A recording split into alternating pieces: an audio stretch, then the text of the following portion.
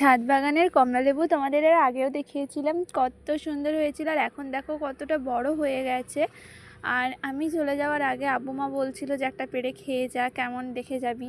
তাই আমি একটা সত্যি পেড়ে নিলাম। আর এটা এতভাবে মানে সুন্দরভাবে লেগে আছে, দুটো আমি ভয়ে পারতে পারছিলাম না। আমি আমার ভাইকে বললাম, সে আবার পেড়ে দিল। মানে ভয় লাগছিলো যে একটার সঙ্গে আর একটা না পড়ে যায়। আর এটাতেই একটু কালারটা চেঞ্জ হয়েছিল, হয়তো রোদের জন্য, কিন্তু বাকিগুলো তো সব গ্রিন, ডিপ গ্রিনটাই ছিল, তাই নেওয়া যায়নি। এটা আমি নিয়ে নিলাম। আর দেখো কত সুন্দর হয়েছে। কাটতে আমি পারিনি, আব্বুকে বলেছি কেটে দিতে। এখানে আব্বু কেটে দিচ্ছে। যেহেতু এটা এখনও পাকেনি আর খোসাগুলো শোকায়নি, তাই হাতে করে যে কমলালেবুটা ছাড়ানো যায় সেটা ছাড়ানো হচ্ছিলো না বলে মুখটাকে কেটে নিতে হয়েছিল। এবার কিন্তু আব্বু পুরোটাই হাতে করেই ছাড়িয়েছিলেন। আর আমরা ভেবেছিলাম যে হয়তো মিষ্টি হবে না, কিন্তু হ্যাঁ, ভেতরটা এখনও কমলা হয়নি, কিন্তু পুরো কমলা লেবুর মতো হয়ে আছে। আর খেতেও খুব টেস্টি ছিল। এই দেখো আব্বু আমাকে একটা ছাড়িয়ে দিলে, এবার আমি খাচ্ছি। আর এটা সত্যি খুব টেস্টি ছিল, একটুও টক ছিল না, খুবই মিষ্টি ছিল।